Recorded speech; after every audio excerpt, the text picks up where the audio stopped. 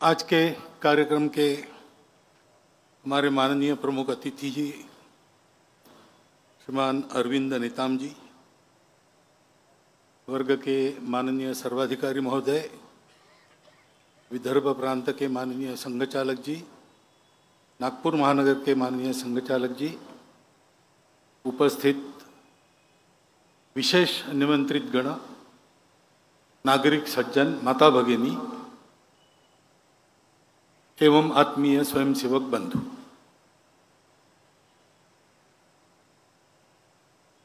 एक विशेष वातावरण में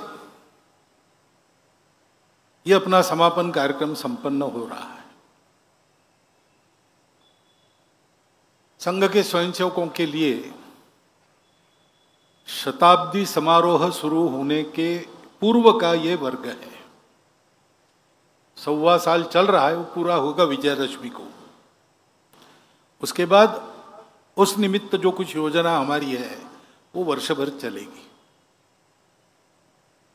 परंतु एक तात्कालिक वातावरण जो खड़ा हुआ है कुछ दिनों से देश में, पहलगाम में जो हमला हुआ, नृशंस हमला हुआ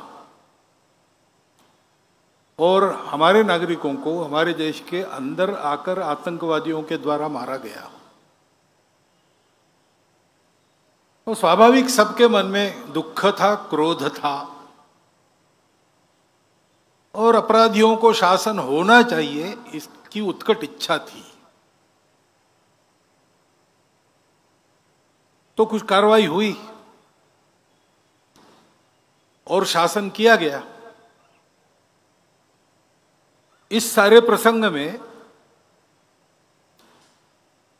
अपने सेना की क्षमता और वीरता फिर से एक बार चमक उठी। रक्षा के विषय को लेकर जो तरह तरह के अनुसंधान हमारे होते हैं, उनका कारगर होना साबित हो गया। उनके पराक्रम के साथ निर्णय लेना और करने के लिए कहना, ये जिनका दायित्व है ऐसे शासन प्रशासन के लोग, उनकी दृढ़ता भी हम सब ने देखी।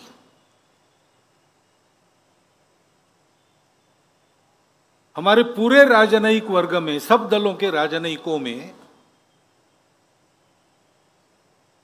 चिर प्रतीक्षित एक सूझबूझ और आपसी सहयोग, देश के हित में सारे मतभेद भूलकर, इसको भी हम देख रहे हैं। और संपूर्ण समाज ने अपनी एकता का एक बहुत बड़ा दृश्य खड़ा किया है।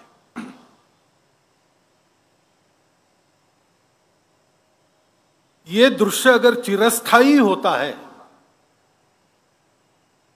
प्रसंग पुराना होने पर फीका नहीं पड़ता है और चलते रहता है, तो अपने देश के लिए ये बहुत बड़ा संबल है। और इसलिए देशभक्ति के इस वातावरण में सारे मतभेद जैसे हम भूल गए हैं, आपसी स्पर्धाएं भूल गए, देश के हित में स्पर्धक एक दूसरे का सहयोग कर रहे, ये जो चित्र खड़ा हुआ है वो वास्तव में उत्तम प्रजातंत्र का दृश्य, ये आगे भी चलते रहना चाहिए, ऐसी सदिच्छा हम सबके मन में है।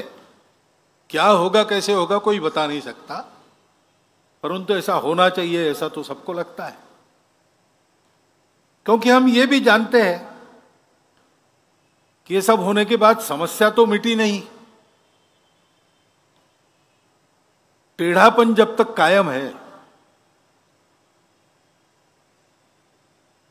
द्विराष्ट्रवाद का भूत जब तक मन में कायम है,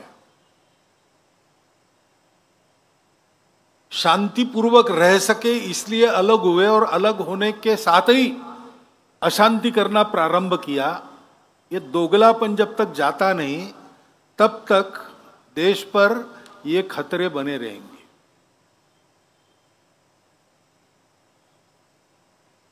हम देखते हैं युद्ध के प्रकार भी बदले, आमने सामने लड़के नहीं जीत सकते तो 1000 कट्स की पॉलिसी,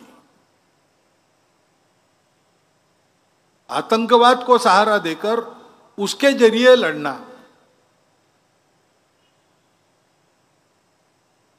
साइबर वॉर से लेकर सारी बातें एक प्रकार से एक छद्म युद्ध, प्रॉक्सी वॉर, ये सतत चल रहा है। बार बार शासन करने के बाद भी, बार बार सारी दुनिया ने कहने के बाद भी ये बात जाती नहीं है। और युद्ध के प्रकार आजकल बदल गए। आमने सामने आकर लड़ना, जो जीतेगा वो सिकंदर, ये नहीं रहा। अपने घर में बैठकर ही बटन दबाकर इधर ड्रोन्स छोड़े जा सकते हैं। युद्ध की नई नई तकनीकें आ रही है। ये सारी स्थिति हमारे सामने आई है। इस निमित्त दुनिया के देश क्या क्या करते हैं, क्या क्या जो उन्होंने किया है, उनकी भी परीक्षा हो गई है। सत्य के साथ पूर्णता खड़े कौन होते हैं, कौन उसमें भी अपने स्वार्थ देखकर और उस प्रकार चलते हैं, और कौन सही सही हमारे विरोधी ही है। उनके अपने स्वार्थों के कारण ही है, परंतु यह सारी परीक्षा भी हो गई है। और इसलिए यह बात ध्यान में आती है कि अपनी सुरक्षा के मामले में हम लोगों को स्वनिर्भर होना ही पड़ेगा। हम तो सत्य और अहिंसा वाले देश है। हमारी तरफ से दुनिया में हमारा कोई भी दुश्मन नहीं है, परंतु दुनिया में दुष्टता है, उसके चलते बिना कारण इस प्रकार वारदातें करने वाले लोग है तब तक हम लोगों को अपनी सुरक्षा के लिए पूर्ण सन्नद्ध और पूर्ण सजग होना पड़ेगा। नई नई प्रकार की तकनीक, उसका अनुसंधान होना चाहिए। सेना प्रमुख ने कह दिया कि सारे अनुभव का हम भी विचार कर रहे हैं, हमको कहां कहां और आगे बढ़ना है, क्या क्या करना है, ये सब चलना चाहिए। सेना, शासन, प्रशासन, ये सब लोग ये करें, परंतु केवल इनसे नहीं होता। असली बल तो समाज का होता है। द्वितीय महायुद्ध में लगातार महीना भर अपनी पूरी ताकत एक करके हिटलर ने लंदन पर बमबारी की ताकि झुक जाए। देश का नेतृत्व था तो विचार करने लगा कि शरण जाना चाहिए क्या। सेना समाप्त हो गई, वायुसेना नहीं है, नौसेना बकी नहीं है, और हिटलर का दोस्त मुसोलिनी तैयार है कि मैं बीच बचाव करता हूं। तो उनके भी मन में विचार, चर्चिल जैसे प्रधानमंत्री के मन में आया कि क्या करें। उसने राजा को बताया इंग्लैंड के कि मेरा मन तो नहीं है, लेकिन मेरा मंत्रिमंडल चाहता है कि हम लोग संधि कर ले और नुकसान से बचे। सारा विनाश हो रहा है, रोकने की ताकत हमारी नहीं है। तो राजा ने उसको पूछा कि तुम्हारे मंत्रिमंडल ने तुमको चुन के दिया, किसने चुन के दिया? उन्होंने कहा जनता ने। तो प्रसंग ऐसा वर्णन करते हैं कि चर्चिल इंग्लैंड की मेट्रो में घूमा और उसने लोगों से बात कर रही।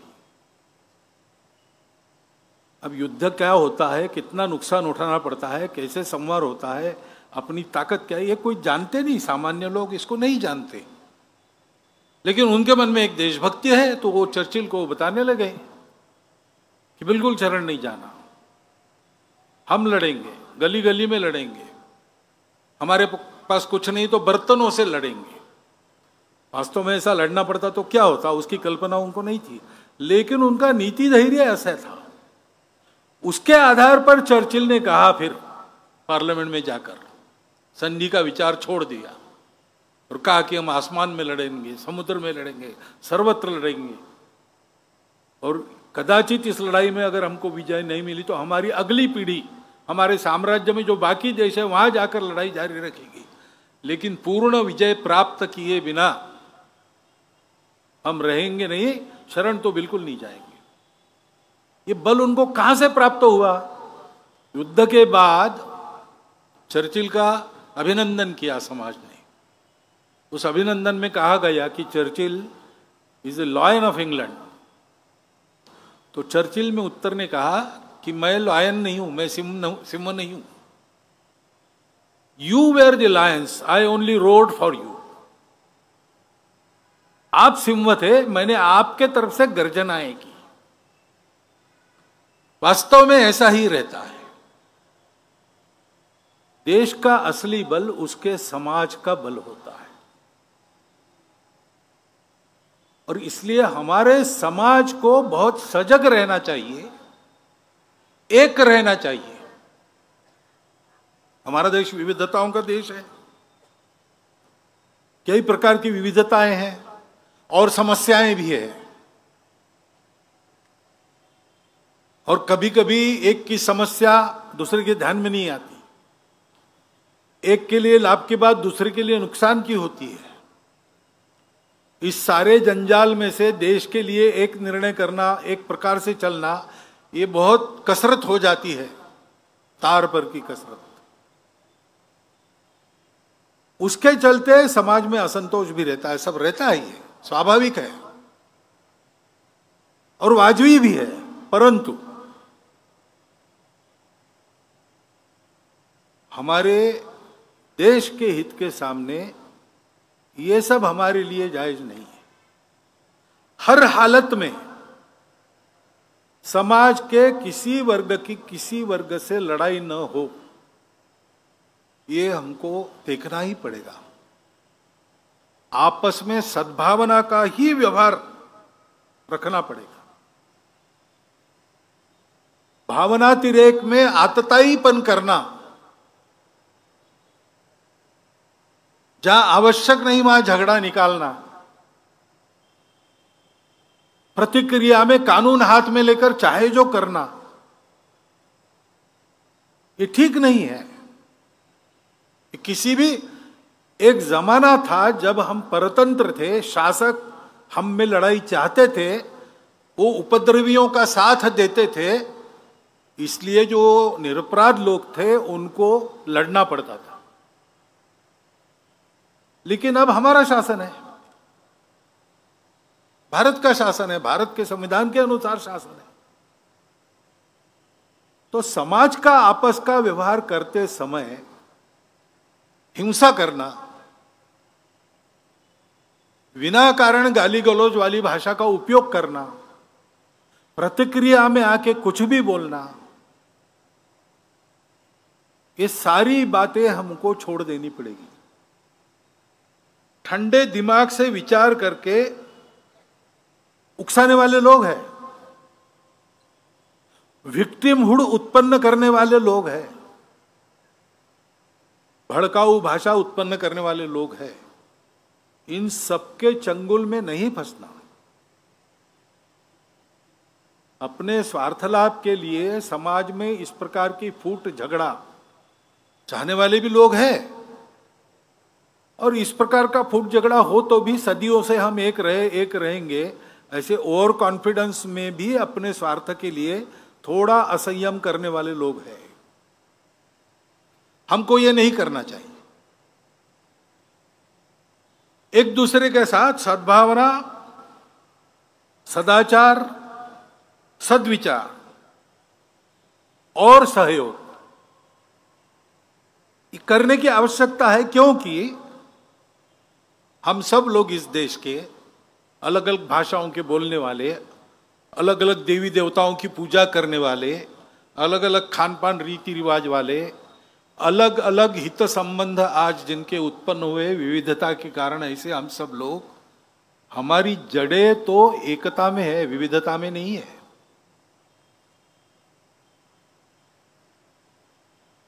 रविन्द्रनाथ ठाकुर ने कहा कि विविधता में एकता का परिचय देना और एकता के आधार पर विविधता का समन्वय करना सिखाने का काम ही भारत का प्रमुख धर्म, प्रमुखता से धर्म है।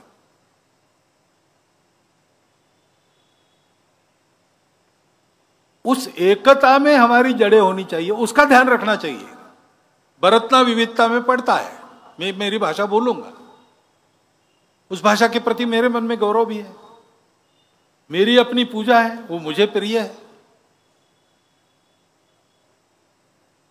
ये सारी बातें मेरी विशिष्टता है, मेरे लिए बहुत प्रिय है, उनका रक्षण करना है, सब करना है। लेकिन इन सब के ऊपर हमारी सबकी एकता है। ये सारी विविधता होने के बाद भी देश के नाते हम एक हैं, समाज के नाते हम एक हैं। एक ही सनातन संस्कृति का प्रवाह हम सबके आचरण को निर्धारित करता आया है। ऊपर की जो बात है सभ्यता की, कपड़े, नाच गाना, भाषा भूषा, भजन भवन, भ्रमण भोजन, वो विविध प्रकार का है। लेकिन जो मूल्य व्यवस्था है वो हम सबके समान है।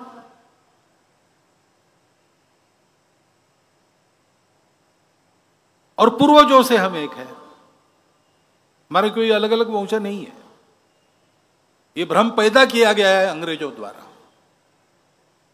हम सब एक है, हमको विविध प्रकार के लोगों को एक नहीं होना है। हम एक है, हम भूल गए थे हम एक है, हमको एक होना है। और वास्तव में सारा विश्व एक है, मानव एक है। उस एकता का भान सारी दुनिया को कराना है। यह हमारे सामने हमारे राष्ट्र के अस्तित्व का, हमारे भारत की नव स्वतंत्रता का, जो 15 अगस्त 1947 में हम स्वतंत्र हुए, उसका प्रयोजन क्या है? उसका प्रयोजन ये है। उसके लिए हमको तैयार होना है।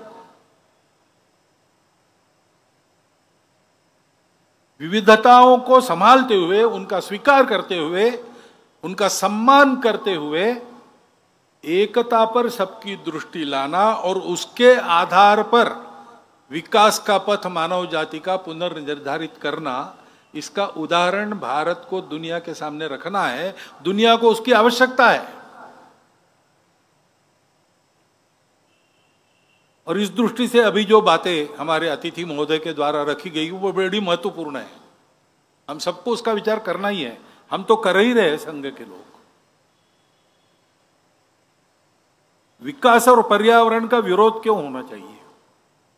दोनों साथ साथ चल नहीं सकते क्या? चल सकते हैं, लेकिन एकता का विचार मन में रखकर सारी योजना बननी चाहिए।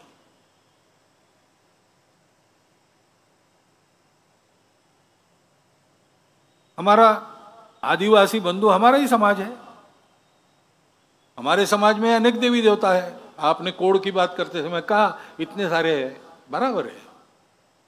ये सब होने के बाद भी समाज के नाते हम एक हैं। तो अगर एक समाज है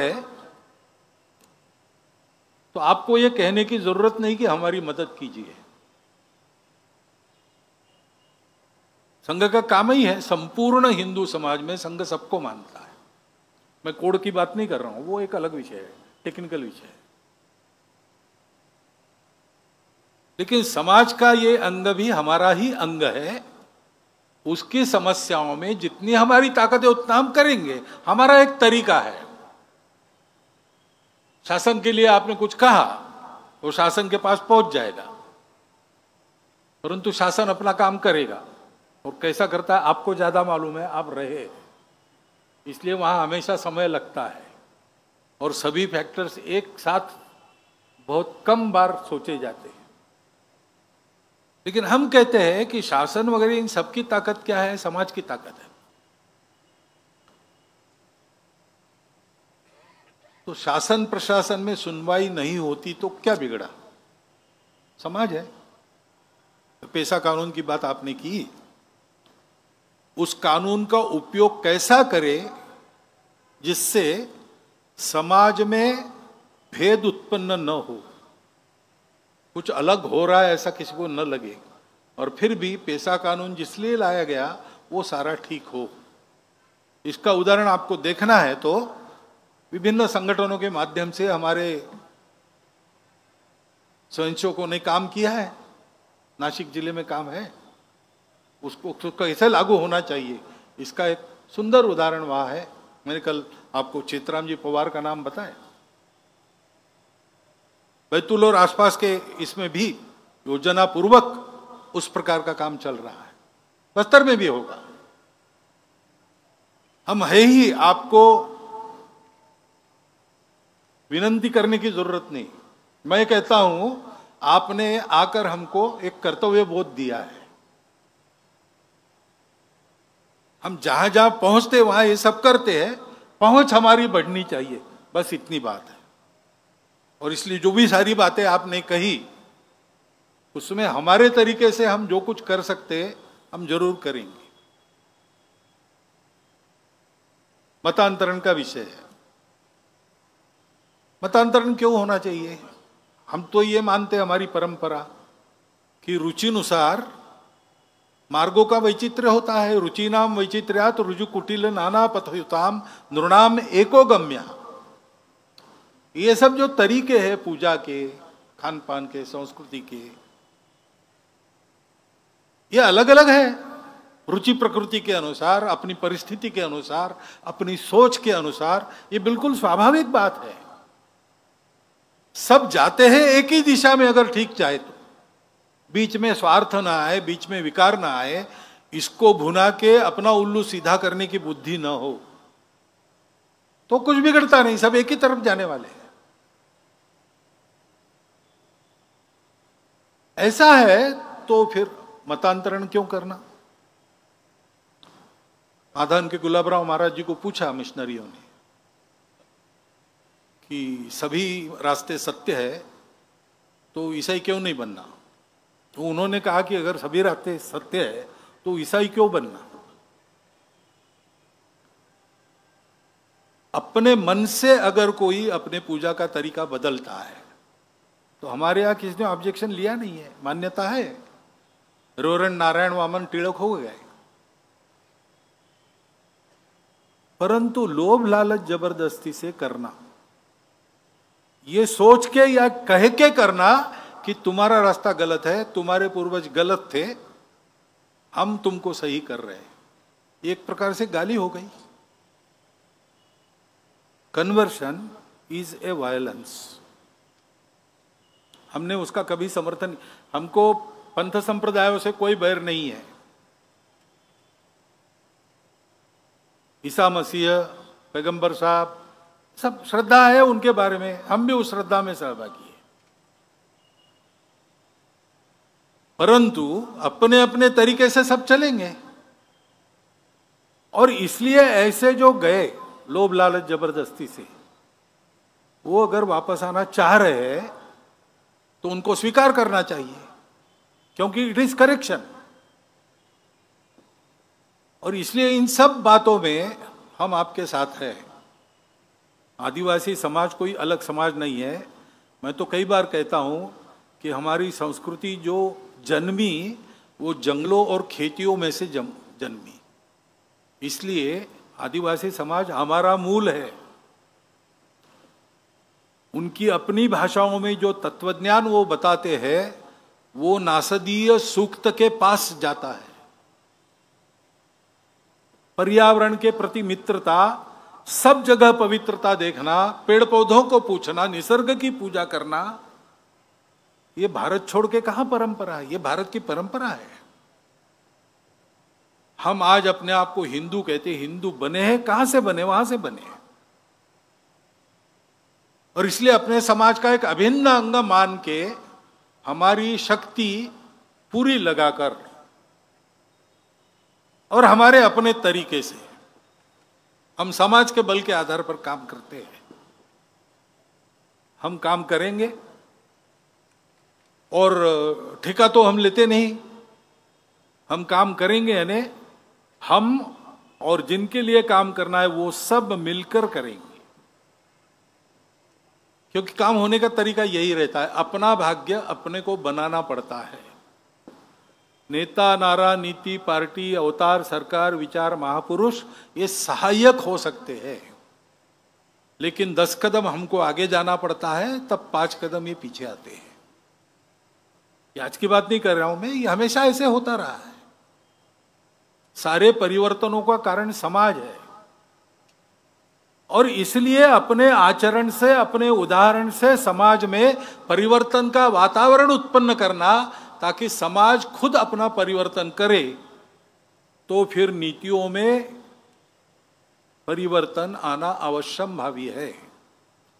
धैर्य रखना पड़ेगा। अपना स्वतंत्र देश है, अब ये अपना समाज है। 1000 साल तक हम पारतंत्र में रहे, इसलिए हमको लड़ने की आदत हो गई, बगावत करने की आदत हो गई, तब वो आवश्यक था। लेकिन अब अपने लोग हैं, कभी कभी भूल जाते हैं अपनापन, तो भी धैर्यपूर्वक प्रतीक्षा करके अपने आप को ठीक रख के अगर ये किया जाए तो ये परिवर्तन आएगा। हमने गीत में भी कहा आपके सामने, निश्चित होगा परिवर्तन। क्यों? जाग रहा है जनगण मन। इस जनगण मन को जागृत करने वाला वातावरण बनाने का काम करने के लिए एक देशव्यापी कार्यकर्ता समूह का निर्माण करना, ये संघ का कार्य है, और वो हम कर रहे हैं। हम अपने पद्धति से करते हैं, अपने बलबूते करते हैं, किसी को पुकारते नहीं मदद के लिए। अपने आप जो आ जाए उसका स्वागत है, सबकी मदद करते हैं। इसलिए हमारी गति थोड़ी धीरे रहती है, हम उसको बढ़ाएंगे, लेकिन साइकिल की गति कार की गति जितने नहीं हो सकती, और जो हमको करना है उसके साइकिल ही चलानी पड़ेगी। लेकिन मैं विश्वासपूर्वक ये कह सकता हूं कि हम सब मिलके अपना भाग्य संवारने में लग जाए तो इन समस्याओं का निदान निकलेगा, ठीक से निकलेगा। धैर्यपूर्वक सतत प्रतीक्षा करते हुए काम करना पड़ेगा, और ऐसे सब कामों में हम सबके साथ है, हम हमेशा साथ देंगे, क्योंकि संघ इसी के लिए है। ऐसे कार्यकर्ता तैयार करने का प्रशिक्षण इन वर्गों में होता है। 98 साल से नागपुर में ये वर्ग हो रहा है, 27 में शुरू हुआ। समय के साथ बड़ा भी होता गया, स्वरूप भी तरह तरह से बदलता गया, लेकिन देश भर के ऐसे कार्यकर्ता इस वर्ग में से खड़े होते हैं, और उनके करने में से देश का वातावरण बदलता है, जिसका अनुभव आपने लिया है। 1925 में संघ स्थापना के समय समाज का मन कैसा था, वातावरण कैसा था, और आज संघ के 100 साल पूरे होते होते संघ के संदर्भ में समाज का मन कैसा है, वातावरण कैसा है।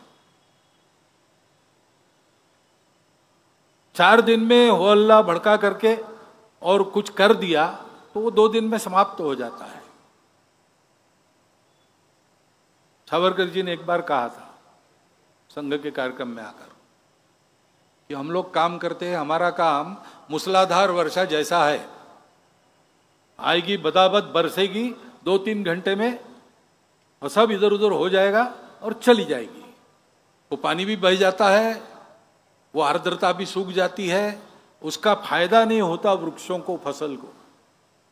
आपका काम कैसा है? बूंद बूंद वर्षा होती है, वो जमीन में पड़े बीज को पोषित करती है, सोए हुए बीजों को अंकुरित करती है, और उसमें से फसलें खड़ी होती। संघ का तरीका ये है। इसलिए थोड़ा कभी लगता है कि आपने करना चाहिए, हम करेंगे, जरूर करेंगे, कर रहे हैं। वास्तव में आपने जो सारी बातें कही उसके लिए आपके सामने ही मैंने अपने कार्यकर्ताओं को कहा, हमको अलग से कमेटी बनानी नहीं पड़ती, हमारी कार्यकारिणी सब स्तर पर है, और सौभाग्य से संघ की सब कार्यकारिणियाँ सक्रिय लोगों की कार्यकारिणी रहती है, नाम की नहीं रहती। तो उनके साथ जैसे मिलना जुलना होगा, बातें आगे बढ़ेगी। तो